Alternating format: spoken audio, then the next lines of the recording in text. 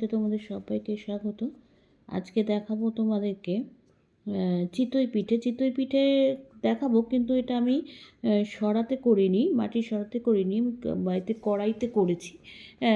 কিন্তু যেহেতু মানে ছোট ছোট করে করবো, সেই জন্য চিতই পিঠেই বলছি। আর সংক্রান্তিতে তো সব বাড়িতে পিঠে হয়, কিন্তু আমার শ্বশুরবাড়িতে সংক্রান্তির দিন পিঠে খাওয়ার কোনো নিয়ম নেই। আগে পরে খেতে পারি, কিন্তু সংক্রান্তির দিন কোনো পিঠে খাওয়া হয় না। আর হচ্ছে সরা পোড়ানোর নিয়ম নেই, ওই জন্য সরাতে আমি করিনি। আর এখানে আমি কিন্তু চালের গুঁড়ো নিয়েছি, চালের গুঁড়োটা গুলে নিচ্ছি। আচ্ছা, দেখো ব্যাটারটা কিন্তু আমার একদম গোলা হয়ে গেছে, রেডি হয়ে গেছে। আর খুব পাতলাও হয়নি আর খুব ঘনও হয়নি। এবার এটাকে আস্তে আস্তে গুলে নিয়েছি। এবার এটাকে কিন্তু কিছুক্ষণের জন্য রেস্টে রেখে দেবো, তাহলে কিন্তু একটু ঘন হয়ে যাবে। তখন বুঝতে পারবো যে আর জল দেবো কি দেবো না। তারপরে কিন্তু পিঠেটা আমি ভাজতে শুরু করব। এবার এটাকে 10 মিনিটের জন্য আমি এবার রেস্টে রেখে দেবো।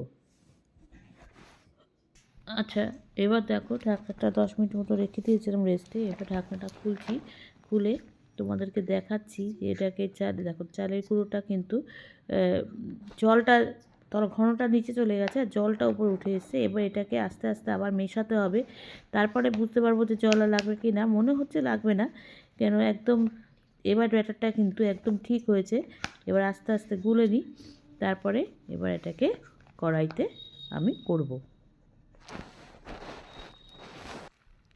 আচ্ছা, দেখো আমি এখানে কড়াইতে বসেছিলাম, কিন্তু কড়াই থেকে আমার যেন মনে হচ্ছিল ফ্রাই প্যানে করলে বেশি ভালো হবে। তার জন্য কিন্তু আমি এখানে কড়াইটাতে একটু করতে সময় লাগছিল, যেহেতু মানে অনেক পুরনো অ্যালুমিনিয়ামের কড়াই।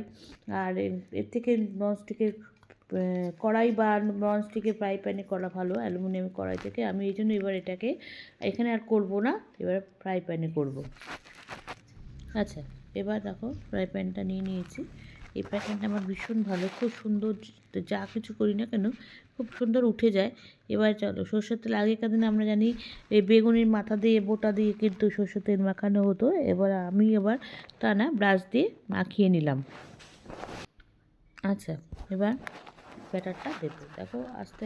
এবার যেহেতু এটা একটু মানে দিচ্ছি আমি অল্প, কিন্তু যেহেতু বড় জায়গা ছড়িয়ে যাচ্ছে, তবে সরাতে করলে যেমন খুব সুন্দর মানে একটা মাপ মতন হয়, আর ওটা মানে দেখতেও ভালো লাগে, খেতেও ভালো হয়।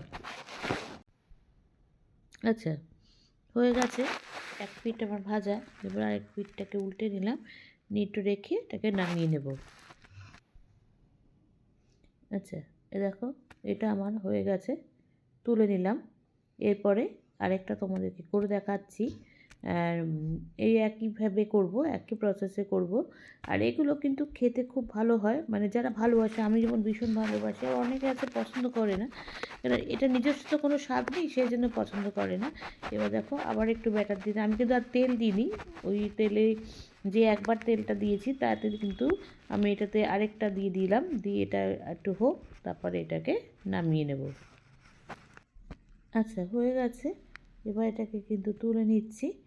এবার সবকটা করে তোমাদেরকে দেখাচ্ছি। আচ্ছা, এটাকে না, চিতই পিঠাটাকে আমি দুভাবে সার্ভ করবো। একটা হচ্ছে শুধু রেখে ছোলা গুঁড়োর সাথে দেবো, আরেকটা করেছি আমি দুধের মধ্যে ডুবিয়ে দিয়েছি।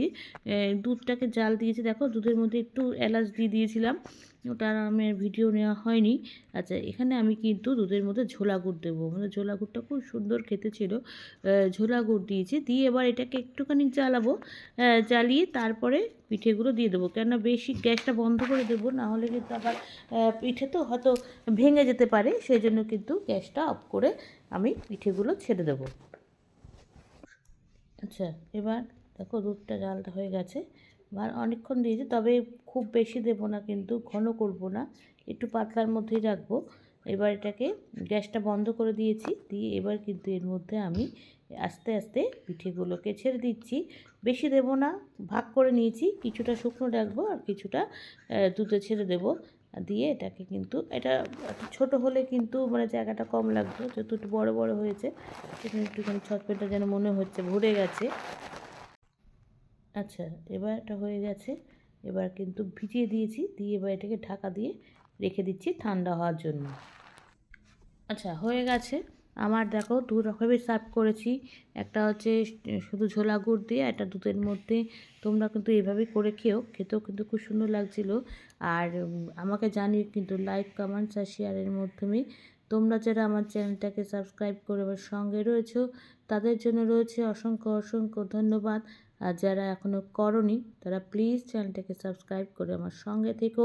তোমরা সবাই সুস্থ থেকো, সাবধানে থেকো, ভালো থেকো। চলি, টাটা। দেখা হচ্ছে পরবর্তী নতুন কোনো রেসিপিতে তোমাদের সঙ্গে।